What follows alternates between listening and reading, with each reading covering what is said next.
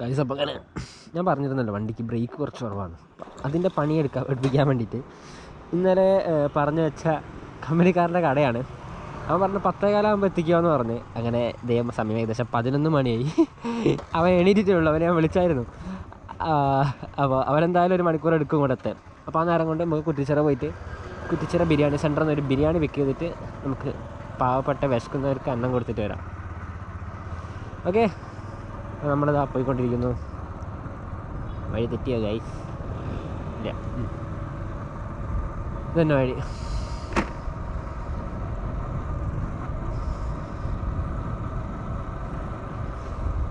അപ്പോൾ സമയം ഇപ്പോൾ കൊടുത്തിരുന്നത് ഇപ്പോൾ ഡേ 8 ആണ്. നമ്മളിപ്പോൾ ഇവിടെ സ്റ്റാർട്ട് ചെയ്യുകയാണ്. ഡേ 8 അല്ല, സോറി, ഡേ 9 ആണ് കേട്ടോ.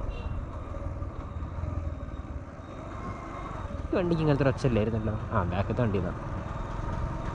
അപ്പോൾ ഡേ 9 ആണ്. നമ്മളിപ്പോൾ സ്റ്റാർട്ട് ചെയ്യുന്നത് കോഴിക്കോട് ബീച്ചിൽ നിന്നാണ്. ഇന്ന് ശരിക്കും ഈ ടൈമിൽ ഓടാൻ പ്ലാൻ ചെയ്തതല്ല. നമ്മൾ ജസ്റ്റ് വണ്ടിയുടെ ആ ബ്രേക്കിൻ്റെ പണി എടുക്കാമെന്നുള്ള ആ ഒരു പ്ലാനിങ്ങിൽ മാത്രം ഇറങ്ങിയതാണ് ടൗണിലേക്ക്. ബട്ട് അൺഫോർച്ചുനേറ്റ്ലി അവൻ 1 മണിക്കൂർ ലേറ്റാണ്. 1 അല്ല 2 മണിക്കൂർ ലേറ്റാണ്. അപ്പോൾ ഓൾറെഡി 1 മണിക്കൂർ നമ്മുടെ കൈയിൽ നിന്ന് പോയി. അടുത്ത 1 മണിക്കൂറിലേക്ക് ചുമ്മാ ഗിഗ് ബുക്ക് ചെയ്യാൻ പറ്റുമോ നോക്കിയതാണ്. 11 മണിക്ക് 5 മിനിറ്റ് ഉള്ളപ്പോഴാണ് ഞാനത് ബുക്ക് ചെയ്യാൻ പറ്റുമോ നോക്കുന്നത്. എന്തോ ഭാഗത്തിന് അത് കിട്ടി. അപ്പോൾ ഞാനിപ്പോൾ ആ ഒരു ഗിഗ് ഓടിക്കൊണ്ടിരിക്കുകയാണ്. 11 to 12 വരെയുള്ളത്. അതിനിടയ്ക്ക് എന്തായാലും അവനെത്തും. അപ്പോൾ ഈ ഗിഗ് കംപ്ലീറ്റ് ചെയ്ത് നേരെ അവൻ്റെ അടുത്ത് പോയി 2 വണ്ടിയുടെ 2 റിമ്മ് ഊരി കൊടുത്ത് വണ്ടിയുടെ ആ പണി എടുപ്പിച്ച്.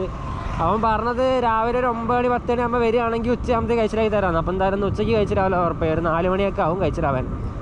അപ്പോൾ ഇപ്പം ഇന്ന് രാത്രി ഒരു 6 to 9 ആ ഒരു ഗിഗിലേക്ക് കയറാനുള്ള പ്ലാനാണ്. അപ്പോൾ ഇന്നലത്തെ ഏണിങ്സ് എന്ന് പറയുന്നത് 400 രൂപയാണ്. 50 കിലോമീറ്ററാണ് ഓടിയത്.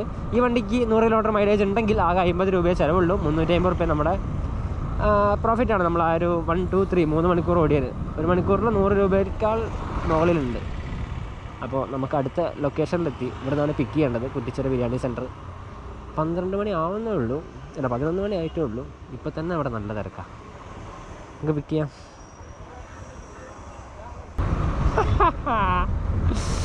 ഗൈസ്, ഫോട്ടോന് ലോഷൻ അടിച്ച മാതിരി ഞാൻ എൻ്റെ ഹെൽമെറ്റൊക്കെ മാറ്റി ഇറങ്ങി. എന്തോ ഭാഗത്തിന് ഈ ഹെൽമെറ്റ് ആയിരുന്നു എൻ്റെ ഫസ്റ്റ് ഹെൽമെറ്റാണ് കേട്ടത്. ഇതിൻ്റെ മുകളിലാണ് ഞാൻ എൻ്റെ ഈ ഒരു വ്ളോഗിങ് പരിപാടി ഫസ്റ്റ് സ്റ്റാർട്ട് ചെയ്തത്. വ്ളോഗിങ് അല്ല, ജസ്റ്റ് ഈ ഒരു ഫ്രണ്ടിലുള്ള എന്താ വെച്ചാൽ അത് ക്യാപ്ചർ ചെയ്യുന്ന ഈ ഒരു പരിപാടി ഫസ്റ്റ് സ്റ്റാർട്ട് ചെയ്തത് ഈ ഒരു ഹെൽമെറ്റ് വെച്ചിട്ടാണ്. അന്ന് എൻ്റെ GoPro Hero 7 ആയിരുന്നു. ഈ ഹെൽമെറ്റ് ഞാൻ കളഞ്ഞില്ല കേട്ടോ, എന്തോ കാര്യത്തിന് വേണ്ടി. എന്തിനാ എനിക്കറിയില്ല. ഞാനത് പൊടിയൊക്കെ തട്ടി നല്ല വൃത്തിയിൽ എടുത്ത് വെച്ചതുകൊണ്ട് ഇപ്പോൾ എനിക്കത് യൂസ്ഫുള്ളായി. അപ്പോൾ ഞാൻ കുറച്ച് കാര്യങ്ങൾ പറഞ്ഞത്. അപ്പോൾ ഇതിലെനിക്ക് എൻ്റെ ബ്ലൂടൂത്ത് മൈക്ക്, എന്താ പറയുക, മറ്റേ കോളിംഗ് സിസ്റ്റം അല്ലേ, അത് ഞാൻ അതിനുള്ളിൽ ഇൻസ്റ്റാൾ ചെയ്തിട്ടുണ്ട്. എൻ്റെ GoPro അതിൻ്റെ മുന്നിൽ ഇൻസ്റ്റാൾ ചെയ്തിട്ടുണ്ട്. അതിൻ്റെ മൈക്ക് ഞാൻ ഈ ഹെൽമെറ്റിൻ്റെ ഉള്ളിലേക്ക് എടുത്തിട്ടുണ്ട്. മൗണ്ട് അത്യാവശ്യം സ്ട്രോങ് മൗണ്ടാണ്. അതിൻ്റെ മുകളിലാണ് ഇപ്പോൾ GoPro നിന്നുകൊണ്ടിരിക്കുന്നത്. വ്യൂ അത്യാവശ്യം അടിപൊളി വ്യൂ തന്നെയാണ്. എന്താ വെച്ചാൽ പൊടി കയറിയ നാശം ഉണ്ടായിച്ചിട്ട് ഞാൻ 2 എക്സ്ട്രാ വൈസർ വാങ്ങിയിട്ടാണ് ഞാൻ ആ ഹെൽമെറ്റ് സെറ്റ് ചെയ്തിരിക്കുന്നത്. ഒരു ബ്ലാക്ക് ടിൻഡഡ് ആയിട്ടുള്ള ഹെൽമെറ്റും ഉണ്ട്, ക്ലിയർ വൈസർ ഉണ്ട്, ഒരു റെയിൻബോ വൈസർ ഉണ്ട്. അങ്ങനെ 3 വൈസേഴ്സ് ആയിട്ടാണ് ഞാൻ നടക്കാറത്. അപ്പോൾ എന്താ വെച്ചാൽ ഞാൻ പകലോടുമ്പോൾ ഞാൻ അതിൽ ആ ബ്ലാക്ക് വൈസർ എടുത്തിടും. ഈവനിങ് ആയിക്കഴിഞ്ഞാൽ ഞാൻ ആ വൈറ്റ് എന്താ പറയുക ട്രാൻസ്പാരൻറ്റ് വൈസർ എടുത്തിടും നൈറ്റൊക്കെ ഓടാൻ വേണ്ടിയിട്ട്. അങ്ങനെയാണ്. ഈ ഹെൽമെറ്റ് എടുത്തപ്പോൾ ഞാൻ അങ്ങനെ മനസ്സിൽ തന്നെ വിചാരിക്കുകയാണ്, ഈശ്വര ഞാൻ ഒരു കാര്യം മറന്നു പോയിട്ടാട്ടോ ഞാനങ്ങനെ ആലോചിക്കുന്നത്. ഇനിയിപ്പോൾ ഇതിനിപ്പോൾ ഒരു ടിൻഡഡ് വൈസർ വാങ്ങേണ്ടി വരുമല്ലോ, ഇതിൻ്റെ വൈസർ ക്ലിയർ ആണല്ലോ എന്നൊക്കെ. കുറച്ച് നേരം കഴിഞ്ഞ് ഞാനിങ്ങനെ എന്തോ ആലോചിച്ചിരിക്കുമ്പോൾ വെറുതെ ഹെൽമെറ്റിൻ്റെ സൈഡിൽ തൊട്ടപ്പോഴാണ് മനസ്സിലായത് ഇതിന് ഇൻബിൽഡായിട്ട് ഒരു ടിൻഡഡ് വൈസർ ഉണ്ട് ഉള്ളിൽ വരുന്നത്.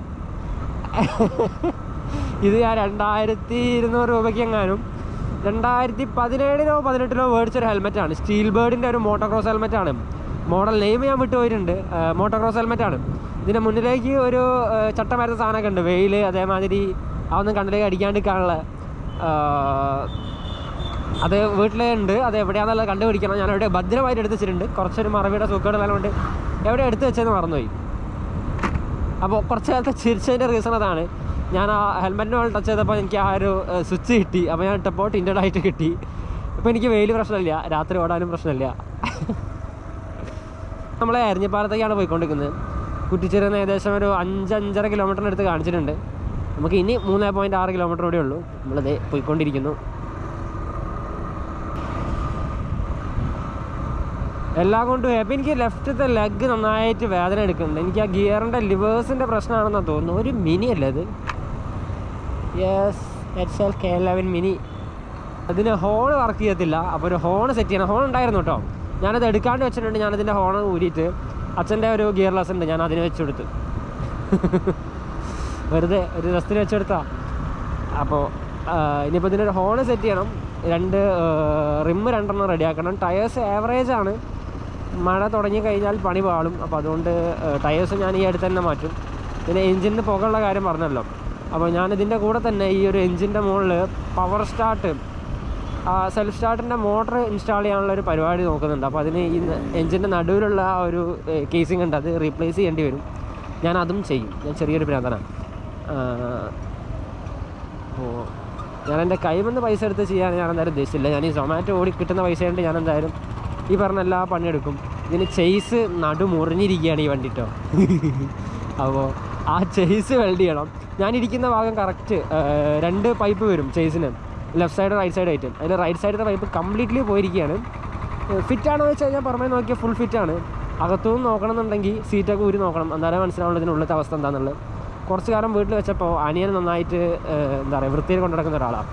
അവൻ മറ്റേ ക്ലിനിക് പ്ലസിൻ്റെ ഷോപ്പോ സൺലൈറ്റിൻ്റെ സോപ്പും പൊടി എന്തോ ഇട്ടൊരു ഭാഷ ഇതാണ്, അതിൽ സോൾട്ടിൻ്റെ കണ്ടൻറ് ഉണ്ടല്ലോ. അപ്പോൾ നമ്മുടെ ചെയ്സൊക്കെ തുരുമ്പടിച്ച് പൊടിഞ്ഞു പോയി. ഞാൻ വന്നതിന് ശേഷമാണ് ഇതൊക്കെ അറിയുന്നത്. ഇപ്പോൾ ഒരു വണ്ടി വൃത്തിയാക്കാൻ വേണ്ടി ആഴ്ച കേൾക്കും. അവനെ പറഞ്ഞിട്ട് കാര്യമില്ല, അവൻ അറിയായിട്ടാണ്. ഫോൺ ഉണ്ടായിരുന്നു, മുമ്പിലേക്കൊന്ന് അടിച്ചു കൊടുക്കുകയാണ്. അയ്യോ, അയാളെ കാൽമ കൂടെ കയറ്റി. അതിനിടയ്ക്ക് ഒരുത്തൻ ചോദിച്ചായിരുന്നു ഈ ചൂടത്ത് എങ്ങനെയാണ് ഈ ഫോണ് ഇതേമാതിരി ഫോൺ ഹോൾഡറിൽ വെച്ചിട്ട് ചാർജ് ചെയ്യുന്നതെന്നുള്ളത്.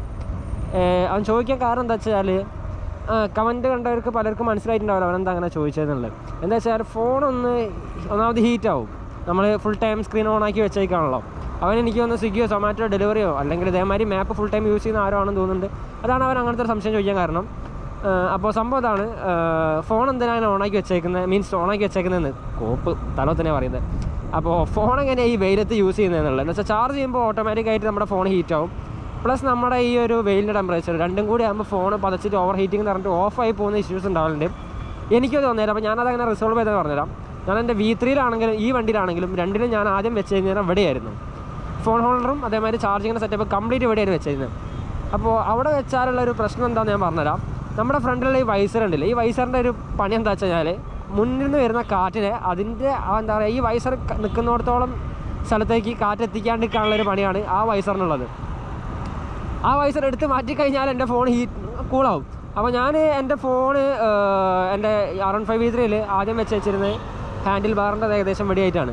അവിടെ വെക്കുമ്പോൾ എന്താ വെച്ചാൽ കാറ്റ് തീരെ കിട്ടത്തില്ല, ഫോൺ ഓവർ ഹീറ്റാവും. ഈ ഒരു വെയിലും ഫോണിൻ്റെ ഈ ഒരു ചാർജിങ്ങിൻ്റെ ഹീറ്റിങ്ങും, അതും ഇത് ഫാസ്റ്റ് ചാർജിങ് ആണ്, രണ്ടും കൂടി ആകുമ്പോൾ ഫോൺ പതച്ച് പൊള്ളി എന്താ പറയുക ഉരുകി നാശമായി പോവും. അങ്ങനത്തെ ഒരു സിറ്റുവേഷനിലേക്ക് പോവും. അപ്പോൾ അതുകൊണ്ട് ഞാൻ എന്താ വെച്ചാൽ ഈ ഒരു സൈഡിലേക്ക് കയറ്റി വെച്ച് ഞാൻ എൻ്റെ V3-ൽ ഞാൻ ചെയ്തത് തന്നെയാണ്. ഹാൻഡിൽ ബാർസിൻ്റെ മുകളിലേക്ക് എങ്ങനെയൊക്കെയോ ഞാൻ മൗണ്ട് ചെയ്ത് അങ്ങോട്ട് വെച്ച്. അപ്പോൾ അതിൻ്റെ ഒരു പ്രത്യേകത എന്താ വെച്ചാൽ നമ്മൾ വണ്ടി മൂവ് ചെയ്യുമ്പോൾ ഫ്രണ്ടിൽ നിന്ന് വരുന്ന കാറ്റ് തട്ടിയിട്ട് അങ്ങോട്ട് തണുത്തോളും. അപ്പോൾ നിങ്ങളുടെ ഫോൺ ഈ പറഞ്ഞ മാതിരി ഓവർ ഹീറ്റിംഗ് ആവുന്നുണ്ട്, ഫോണിനായിട്ട് കൂൾ ഡൗൺ എന്നൊന്നും പറഞ്ഞ് നോട്ടിഫിക്കേഷൻസ് കാണിക്കരുതില്ല.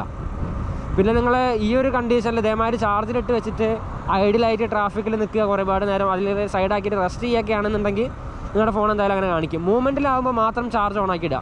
ഇതിനൊരു ബട്ടൺ വരുന്നുണ്ട് ബാക്കിൽ, നമുക്ക് ഈ ഒരു ചാർജിങ് ഓൺ ആക്കാനും ഓഫ് ആക്കാനും.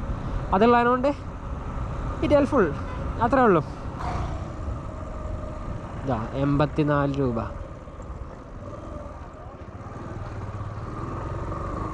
അതാണ് ഇന്നത്തെ പോക്കറ്റ് ബാലൻസ്. 2 ഓർഡേഴ്സാണ് കിട്ടിയത്. ആദ്യം ഒരു 50 ചില്ലാൻ രൂപയുടെയും പിന്നെ ഒരു 30 ചില്ലാൻ രൂപയുടെയും. അത് രണ്ടും കൂടി ഓടി. ഇതിനൊന്നും ഇൻസെൻറ്റീവ് കാര്യങ്ങളൊന്നുമില്ല. കാരണം വെച്ചാൽ ഞാൻ ആകെ 1 മണിക്കൂർ ഓടി. ഞാൻ പറഞ്ഞില്ല, കൂട്ടുകാരനെ വെയിറ്റ് ചെയ്ത് നിൽക്കുന്ന ആ ഒരു സമയം മാത്രമേ ഓടിയിട്ടുള്ളൂ. 2 ഓർഡേഴ്സ്, അതാ 1 മണിക്കൂർ 0051 hours എന്നാണ് കാണിക്കുന്നത്, 1 മണിക്കൂർ. അപ്പോൾ ഇനി ബാക്കിയുള്ളത് നാളെ നോക്കാം. നാളെ ഇപ്പോൾ സാറ്റർഡേ ആണ്. സാറ്റർഡേ അതേമാതിരി അതിൻ്റെ അടുത്ത ദിവസം സൺഡേ. ഈ 2 ദിവസം നമുക്ക് കാര്യമായിട്ടൊന്ന് ഓടി നോക്കാം. ഗൈസ്, അപ്പോൾ ഡേ 9 ആണ്. ഡേ 8 നമുക്കൊന്നും തന്നെ ഉണ്ടാക്കാൻ പറ്റിയില്ല. അതായത് വെള്ളിയാഴ്ച, ഈ കഴിഞ്ഞ ദിവസം. എന്താ സംഭവം എന്ന് വെച്ചാൽ ഞാൻ പറഞ്ഞല്ലോ, വണ്ടിയുടെ ബ്രേക്സിൻ്റെ കുറച്ച് പണികളും കാര്യങ്ങളൊക്കെ. അപ്പോൾ അതൊക്കെ എടുത്തിട്ട് അങ്ങനെ ഇരുന്ന് പോയി. അപ്പോൾ അതിനോട് അത് കംപ്ലീറ്റ് ചെയ്യാൻ പറ്റിയിട്ടില്ല. ആകെ 2 ഓർഡേഴ്സ് ഓടിയത്. 84 രൂപ മാത്രമാണ് അതിന് ഏണിങ്സ് കിട്ടിയത്. പിന്നെ നമ്മൾ ഇന്നലെ എടുത്ത വണ്ടിപ്പണിയിലും കുറച്ച് പണികളൊക്കെ കിട്ടി. ഞാൻ ഡീറ്റെയിൽ ആയിട്ട് പറഞ്ഞുതരാം. നമുക്ക് ഫ്രണ്ടിലത്തെ ടയർ അങ്ങ് മാറിപ്പോയി. നമ്മൾ പൾസറിൻ്റെ ടയറാണ് അപ്പോൾ ഫ്രണ്ട് കിടക്കുന്നത്. നമ്മൾ കോട്ടയത്ത് തൽക്കാലത്തേക്ക് കുറഞ്ഞ കിലോമീറ്റർ ഒന്ന് ഓടാൻ വേണ്ടി ഒരു ടയർ എടുത്തിട്ടാണ് ഇപ്പോൾ പൾസറിൻ്റെ ടയറാണ് ഫ്രണ്ട് കിടക്കുന്നത്. അതായത് നമ്മുടെ പ്ലാറ്റിനയുടെ റിമ്മ് ചെറുതും അതിലിട്ടേക്കുന്ന ടയർ വലുതുമാണ്. അപ്പോൾ അങ്ങനെ റൗണ്ടായിട്ട് ഒരുമാതിരി എന്താ പറയുക, ഒരു ഭയങ്കര കാണാനും വൃത്തികേടാണ്, ഓടിക്കാനും വൃത്തികേടാണ്. വണ്ടി ഇങ്ങനെ തുള്ളുന്നത് കാണാമല്ലോ നിങ്ങൾക്ക്. എൻ്റെ കൈ ഇങ്ങനെ വിറച്ച് കളിക്കുന്നുണ്ട് ഇവിടെ. അപ്പോൾ അങ്ങനത്തെ കുറച്ച് സീനൊക്കെ ഉണ്ട്. ഭയങ്കര ഡിസ്കംഫർട്ടായിട്ടാണ് ഇപ്പോൾ ഓടിക്കാൻ പോകുന്നത്. പക്ഷേ ഓടിക്കാതിരിക്കാൻ വയ്യ. അപ്പോൾ നമുക്ക് നോക്കി നോക്കാം ഇന്നിപ്പോൾ എന്താവും എന്നുള്ളത്. വണ്ടിയിൽ ഞാൻ ഇന്നലെ 1 ലിറ്റർ പെട്രോൾ ഞാൻ അടിച്ചു. പ്ലസ് അതിലൊരു 10-20 രൂപയുടെ പെട്രോൾ ബാലൻസും ഉണ്ടായിരുന്നു. ടോട്ടൽ നോക്കുകയാണെങ്കിൽ ഏകദേശം ഒരു 120 രൂപയുടെ പെട്രോൾ ഉണ്ടാവും. അപ്പോൾ ഈ വണ്ടിക്ക് 100 കിലോമീറ്റർ മൈലേജ് ഉണ്ട് എന്നുണ്ടെങ്കിൽ 120 കിലോമീറ്റർ ഓടണം. നമ്മൾ 920 ആയപ്പോഴാണ് നമ്മൾ ഈ ഒരു ഫ്യൂൽ അടിച്ചത്. 934 നമുക്കിനി 1220 ആ ഒരു റേഞ്ചിനടുത്ത് ആയിക്കഴിഞ്ഞാൽ നമുക്ക് ഏകദേശം ഒരു ഐഡിയ കിട്ടും. ഇതിപ്പോൾ ഡിജിറ്റൽ മീറ്റർ ഒന്നും അല്ലാത്തതുകൊണ്ട് കുറച്ച് കൺഫ്യൂസിങ് ആണ്. എനിക്ക് അനലോഗ്സിൽ വലിയൊരു ഐഡിയ ഇല്ല. സോറി, അനലോഗ് അല്ല, അവിടെ ഡിജിറ്റലി മീൻസ് എന്താ പറയുക, അപ്ഡേറ്റ് ആവാത്തതിനെ കൊണ്ടുള്ള വിഷയങ്ങളുണ്ട്. നോക്കി നോക്കാം നമുക്ക് എന്താവുന്നുള്ളത്. ഓക്കെ ഗായ്സ്, അപ്പോൾ സമയം ഏകദേശം 3:30 നമ്മൾ നല്ലൊരു ബ്രേക്ക് എടുത്തിരിക്കുകയാണ്. ഞാനന്ന് ബുക്ക് ചെയ്ത് എങ്ങനെയാണെന്ന് വെച്ചാൽ 11 മുതൽക്ക് മീൻസ് രാവിലെ 11 മണി മുതൽക്ക് രാത്രി 9 മണി വരെയുള്ള ഗിഗാണ് ബുക്ക് ചെയ്തത്. അങ്ങനെ 11 മണിയുടെ ഗിഗ് സ്റ്റാർട്ട് ചെയ്തു. 12-12:30 ആയപ്പോൾ എൻ്റെ വീടിൻ്റെ അടുത്തേക്ക് എനിക്കൊരു ഓർഡർ കിട്ടി. അങ്ങനെ അത് ഡെലിവർ ചെയ്തു. നേരെ വീട്ടിലേക്ക് പോയി ചോറ് കഴിക്കുക വെച്ചിട്ട് ചോറ് ലേറ്റായി. അങ്ങനെ ലേറ്റായി ഇതേ ഇപ്പം ഏകദേശം 3 മണി കഴിഞ്ഞ് 3:30 ഇത് വഴി പോവുക ഒരു ചേഞ്ചിന്. അപ്പോൾ എന്താ സംഭവിച്ചു വെച്ച് കഴിഞ്ഞാൽ 3:30 ഇനിയിപ്പോൾ 4 മണിക്ക് ശേഷമുള്ള ഗിഗ് എടുക്കുക എന്നല്ലാണ്ട് വേറെ ഓപ്ഷൻ ഇല്ല. അപ്പോൾ അതുകൊണ്ട് അതെടുക്കാൻ വേണ്ടിയിട്ട് ഇങ്ങനെ പോയിക്കൊണ്ടിരിക്കുകയാണ്. ഓൺലൈൻ കൊടുക്കുന്നുണ്ട്, ആവുമോട്ടെ. ഇതേ 4 മണി മുതൽ 5 മണി വരെ ഉള്ളത് 3 to 4 ഗിഗ് എനിക്ക് ബുക്ക് ചെയ്തിട്ട് കിട്ടിയിട്ടില്ല കേട്ടോ. അപ്പോൾ അതുകൊണ്ട് തന്നെ ഇനിയിപ്പോൾ 4 മണി മുതൽ 5 മണി വരെയുള്ള ഗിഗ് ഉണ്ട് നെക്സ്റ്റ് ഗിഗ്. അതെടുക്കാൻ 3:45 ഗിഗ് സ്റ്റാർട്ട് ചെയ്യണമെങ്കിൽ, മീൻസ് എനിക്ക് ഓൺലൈനിൽ പോകണമെങ്കിൽ. അപ്പോൾ ആ സമയം ആയിട്ടില്ല. അപ്പോൾ അതിനുകൊണ്ട് മെല്ലെ ഇങ്ങനെ ആശ്രയിച്ച് ഓടിച്ചുകൊണ്ടിരിക്കുകയാണ്. ചില്ലറ സമയം കൂടി നമുക്ക് ബാക്കിയുണ്ട്. പൊടി പിടിച്ച റോഡ് മുന്നിലുണ്ട്. അപ്പോൾ അത്രയൊക്കെ ഉള്ളൂ. അപ്പോൾ രാവിലത്തെ ആ ഒരു 2 ഓർഡേഴ്സിന് കിട്ടിയ ഏണിങ്സ് ഞാൻ കാണിച്ചു തരാം. റോഡ് കുറച്ച് മോശം റോഡാണ്, കൂടാതെ എൻ്റെ സസ്പെൻഷൻ ടയറും കുറച്ച് മോശമാണ്. ഓക്കെ, ഇതാ 130 രൂപ 2 ഓർഡേഴ്സിന് കിട്ടിയതാണ് കേട്ടോ. 130 രൂപ. അതിലൊരു 40 രൂപീസ് ഇൻസെൻറ്റീവ് ഉണ്ട്. അതെന്തിൻ്റെ ഇൻസെൻറ്റീവാണ്?